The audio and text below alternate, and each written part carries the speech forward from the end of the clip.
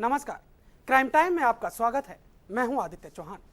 Crime time में आज हम आपको दिखाएंगे मोहब्बत में नाकाम हुई एक लड़की की दास्तान, जिसने फ्लाईओवर से लगा दी मौत की छलांग।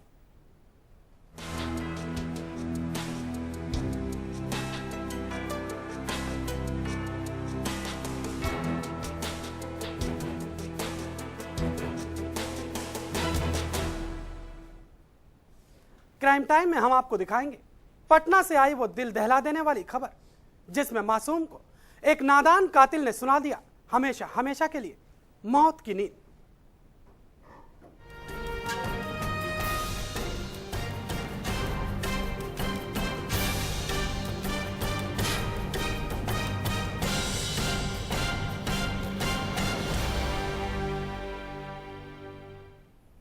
इसके अलावा क्राइम टाइम में हम आपको दिखाएंगे जब एक बाप ने पढ़ाई को लेकर बेटे को लगाई फटकार, तो बेटे ने कुल्हाड़ी से कर दिए अपने पिता के टुकड़े।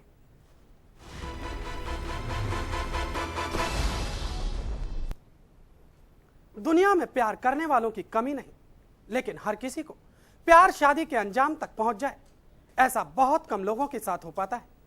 असल में आज ये बात हम इसलिए कर रहे हैं क्योंकि दिल्ली के मोती नगर में फ्लाईओवर से कूदकर जान देने वाली दीप्ति की दास्तान मोहब्बत में नाकामी ही है।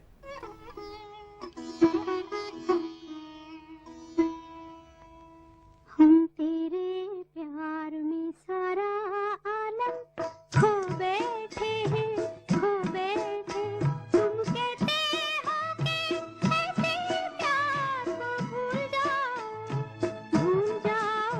हम तेरे प्यार में सारा आलम। यकीनन जब कोई किसी को दिलो जान से चाहे और बाद में उसे प्यार में इनकार मिले, तो ये सदमा झेल पाना किसी प्यार करने वाले के लिए आसान नहीं होता। हम तेरे प्यार में सारा आलम।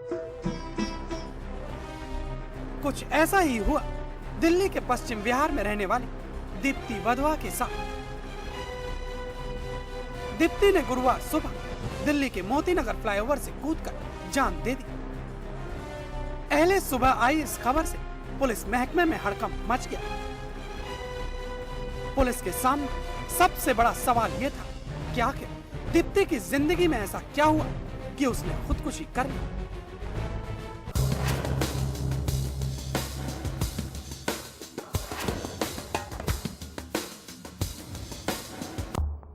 दीप्ति पश्चिम विहार के बी ब्लॉक में रहती थी। पुलिस ने जब मामले की छानबीन की तो बी ब्लॉक के गार्ड से पता चला कि एक लड़का गुरुवार सुबह दीप्ति से मिलने आया था। 6:10 के करीब में वो लड़की गार्ड यहाँ तक छोड़ने आया था। उसके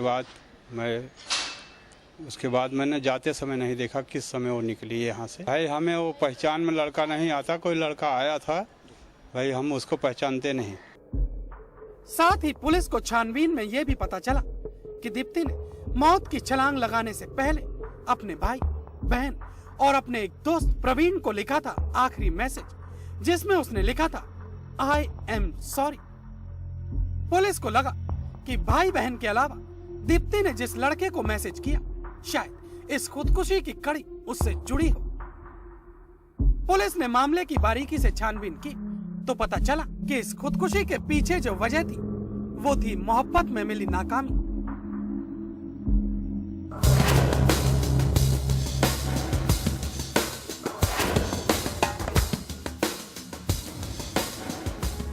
असल में दीप्ति अपने बचपन के दोस्त प्रवीण को दिलो जान से चाहती थी। वो दोनों 12वीं क्लास तक एक साथ पढ़े भी थे। दीप्ति के घर में 2 बड़ी बहनें हैं, जबकि एक छोटा भाई है जो सीए की पढ़ाई कर रहा है। दोनों बहनों की शादी हो चुकी है, जबकि दीप्ति नोएडा के एक कॉल सेंटर में कस्टमर केयर एग्जीक्यूटिव की पोस्ट पर काम करती थी।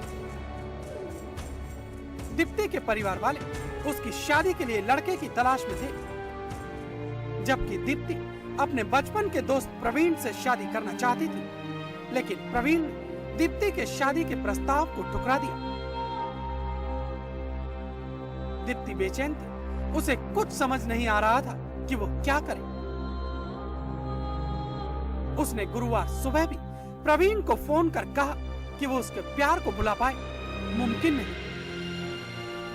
लिहाजा दीप्ति ने प्रवीण को जान से मरने की धमकी देकर फोन काट दिया। इसके बाद प्रवीण जब तक दीप्ति के घर पहुंचा तब तक दीप्ति अपने घर से कार में सवार होकर निकल चुकी थी।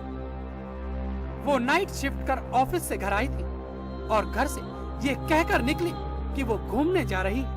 इसके बाद उसने अपने भाई बहन और प्रवीण को लिखा अंतिम संदेश, आई एम सॉरी। जी हाँ, जिंदगी का आखिरी संदेश लिखने के बाद दीप्ति ने मोती नगर फ्लाईओवर से कूदकर खुदकुशी कर ली, जिसके बाद ये मामला पुलिस की जानकारी में आया। देखा कि नीचे एक लड़की जमीन पे पड़ी हुई है। मैंने जाके फर्स्ट देखा तो उसकी राइट लेग जो है वो थोड़ी मूव हो रही थी। मूव होते ही मैंने फटाफट भाग के मैं जाकर के पुलिस स्टेशन में कंफर्म किया। पुलिस स्टेशन में कंफर्म करने के बाद पुलिस वाले जो ऑन ड्यूटी थे वो मेरे साथ आए। तो इस तरह दिल्ली में एक बार फिर एक मोहब्बत नाकाम हो गई।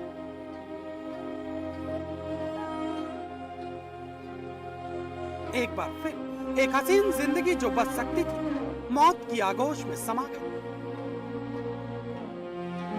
यकीनन दीप्ति मोहब्बत में खुद को नाकाम होते देख इस कदर डिप्रेस हो गई कि उसे जिंदगी भी दुश्मन लगने लगी। उसे जब इस बात का एतबार हो गया कि उसकी मोहब्बत यानी प्रवीण उसे गले नहीं लगाएगा तो उसने हार कर मौत को गले लगा लिया। दिल्ली से नवीन कुमार, इंडिया न्यूज।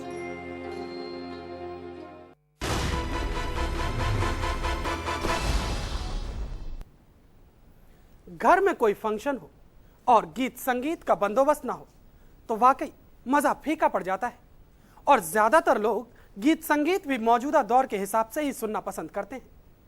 आजकल मुन्नी की बदनामी और शीला की जवानी लोगों की खास पसंद बने हुए हैं, लेकिन हम आपको बता दें कि मुन्नी और शीला ये दोनों ही आपके फंक्शन में रंग में भंग डाल सकते हैं।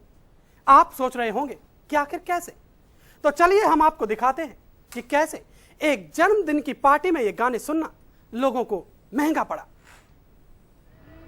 पहले मुन्नी हुई बदनाम,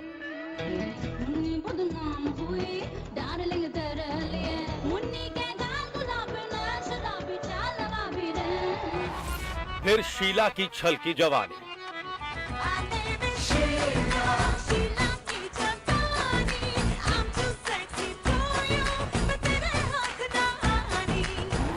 जिससे दुनिया इनकी दीवानी हो गई। मुन्नी ऐसी बदनाम हुई कि दुनिया देखती रह गई। लाखों दिलों को दीवाना कर गई मुन्नी।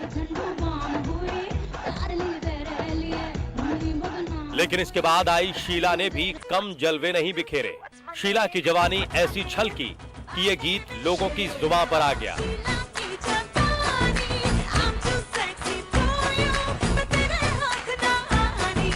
लेकिन जरा सोचिए कि लोगों को झूमने गाने पर मजबूर कर देने वाले ये गीत क्या जानलेवा भी हो सकते हैं।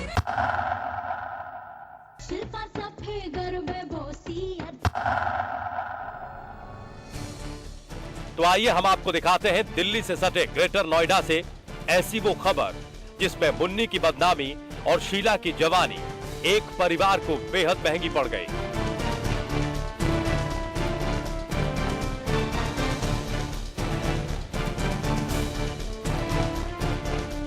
असल में हुआ यूं कि बीती गुरुवार की रात ग्रेटर नोएडा के दनकौर इलाके के राजपुर कला गांव में जन्मदिन की पार्टी चल रही थी।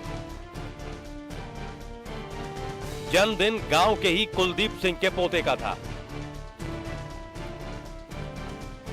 लिहाजा खाने पीने के साथ डीजे का इंतजाम भी किया गया था। मेहमान डीजे की धुन पर थिरक रहे थे। मेहमानों की ख्वाहिश पर डीजे मास्टर ने मुन्नी बदनाम हुई और शीला की जवानी गीत को बजा दिया। बस फिर क्या था, इस गीत से नाराज पड़ोस के ही कुछ दबंग लड़के पार्टी में आ धमके और पार्टी में थिरक रहे लोगों के साथ मारपीट शुरू कर दी। इस घटना में 6 लोग घायल हो गए, जिन्हें बुलंदशहर के एक निजी अस्पताल में भर्ती कराया गया है। इतराम के लड़के ने आके गुंडागर्दी दिखाई अपनी, अब डंडे वंडे चलाए फिर आज ये किस बात को लेकर? मतलब उस रिश्तेदार से गुत्थे आके नहीं है। अच्छा। उनसे गुथने पे फिर रिश्तेदार से उनके चोट वोट आई है घनी। हाँ हाँ। ये शीला की जवानी करके कोई गाना चल रहा था। गाना चल रहा था। रंग में भंग डालने की बड़ी वजह थी शीला की जवानी गीत का डीजे पर बजना। असल में पड़ोस में रहने वाले एक युवक की पत्नी का नाम शीला है।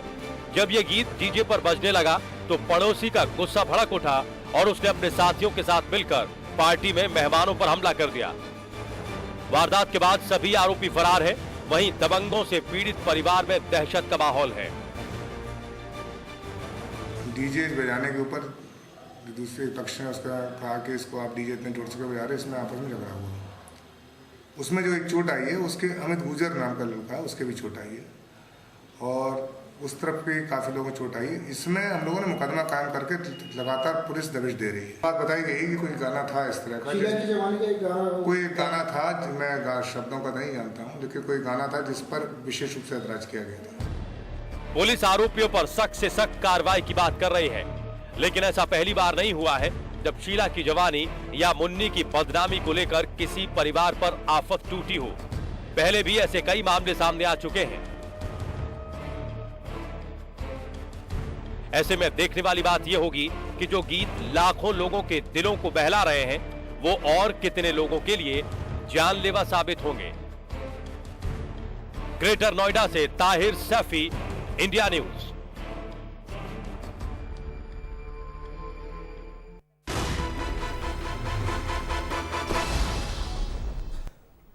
फर्जी डिग्री के सहारे 6 साल तक एक डॉक्टर मरीजों की जान से खेलता रहा।